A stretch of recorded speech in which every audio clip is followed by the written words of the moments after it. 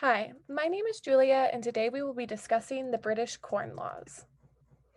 The British Corn Laws were trade laws enforced in Britain from 1815 to 1846 that had to do with the trade of wheat and grain, not what we know now today as corn. They were tariffs that were put in place to protect domestic grain prices in England and raise the price of foreign grain to the point where people were discouraged from buying wheat outside of the country. They allowed grain producers high enough wages to live off of, but increased the price so much that consumers, especially in the middle and lower classes, could not afford grain products. To understand how this legislation came to be, we first must understand the climate which allowed the legislation to occur. From the 1770s to the 1830s, Britain was going through an industrial revolution. The Industrial Revolution had many influences on society that led to the passing of the Corn Laws.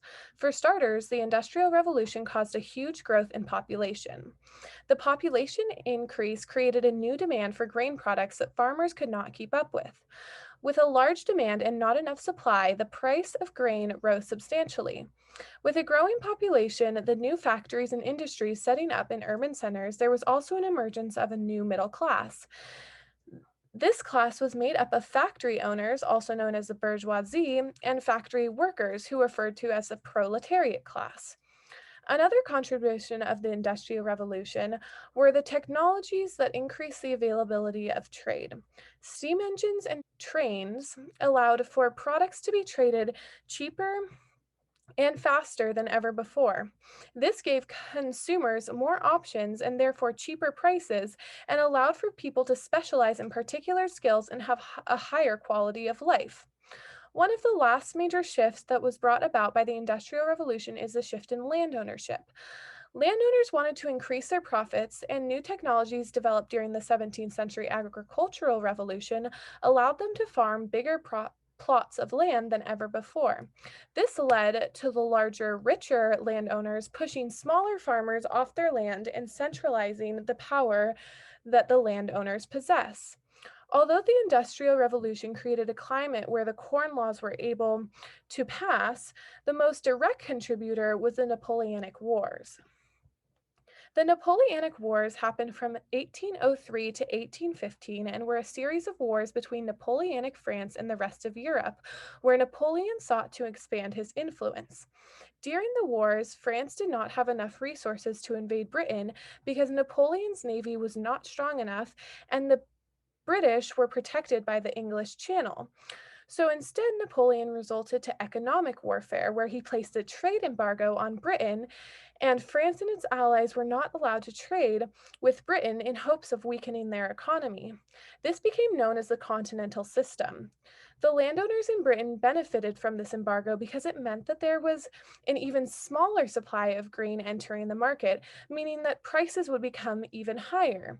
As the Napoleonic Wars were coming to an end, landowners feared that the price of grain would drop due to the introduction of imported wheat back into the markets. These fears were justified as the wheat prices dropped from 126 shillings per quarter in 1812 to 65 shillings per quarter in 1815. This drop in price would cut landowners' profits, so they decided to use their influence in British government to establish laws that would prevent the inevitable introduction of foreign wheat into the market at the end of the wars and keep their profits high. They did so by proposing the Corn Laws. Passing the Corn Laws was not very challenging because at the time landowners dominated Parliament. They were able to put pressure on the House of Commons, and in 1815, Parliament passed the Corn Laws, which only permitted the import of foreign grain if the domestic price was 80 shillings per quarter. These laws would hurt the middle and lower class who could not afford the high cost of bread. And the industrial class felt betrayed by Parliament's actions in passing this self serving law. In fact, citizens got so enraged as Parliament was passing the law, troops had to protect the building due to the large mobs of angry citizens who protested outside.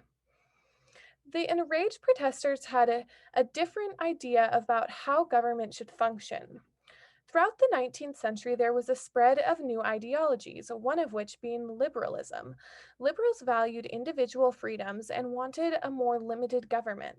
They wanted a free market economy, and the Corn Laws were a direct contradiction of their desires for more freedom from government regulations.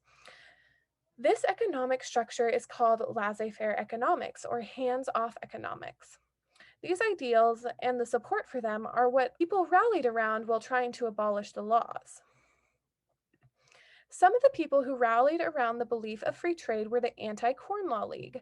The League was formed in 1836 in London and was made up of the industrial and working class people who were harmed by the laws and the artificially high price of grain.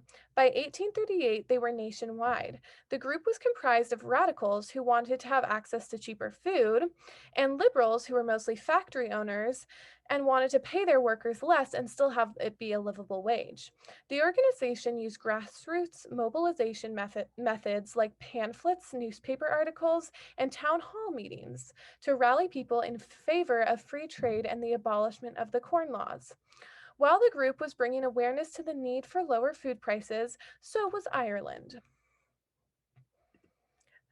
The British government attention to food availability for the middle and lower class was mostly promoted by the famine that Ireland experienced in 1845.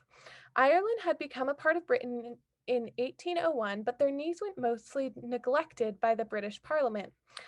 By 1840, Ireland had become reliant on their monoculture of potatoes. Potatoes were the primary food source for the middle and lower classes and the primary income source for farmers and used to feed livestock.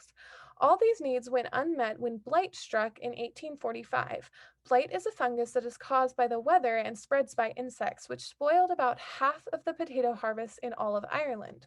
The monoculture and the reliance on potatoes were what made Ireland especially vulnerable when the bad harvest struck. The blight caused rampant starvation throughout most of Ireland, leaving families without food source or an income source to access food. It didn't help that British landowners did little to help the starving people, and they even continued to export the food that could have gone to those dying of starvation. However, exporting food would mean undermining the landowners' profits, and because they had so much say in government, they refused to do so. The famine ended up killing around 1 million men, women, and children in Ireland and caused many others to immigrate to America. The tragic situation brought the necessity of food availability to the attention of the British Prime Minister, Sir Robert Peel, and made him reevaluate the legitimacy of the Corn Laws as they were continuing to cause shortages in the food supply and were making grain unavailable to so many. Sir Robert Peel served his second term as British Prime Minister from 1841 to 1846. He was a conservative English statesman who was concerned with the well being of the working class. During his time in office, he proposed legislation like the Mines Act of 1842, which banned women and children from working underground, and the Factory Act of 1844, which restricted the working hours of women and children. By 1845, he saw what was happening to the people in Ireland, and in hopes of freeing up more food supply for them, he tried to repeal the Corn Laws. This was seen by the landowners as an attack on their interests, and, and even many people from his own party would not support him. The repeal proposed the gradual reduction of the tariffs over a 3-year period, meaning that they would officially be abolished by February 1st, 1849. His attempt passed in June 1846 with the help of the Whigs and the Radicals. On the same day that he passed the repeal, Peel resigned due to his defeat on another bill. There are many things we can take away from the Corn Laws, but one of the main takeaways is that reform is a better way to progress than revolution. Citizens really just want to be acknowledged by their government and have their basic needs met. The result of the Corn Law protests were drastically different than the French bread riots of 1789 because the government made the changes that benefited the people. By reforming the government policy, there was much less destabilization of government, and progress was still made. In effect, Corn Laws provided an example of what reform could look like and how it could come about. Thanks for listening.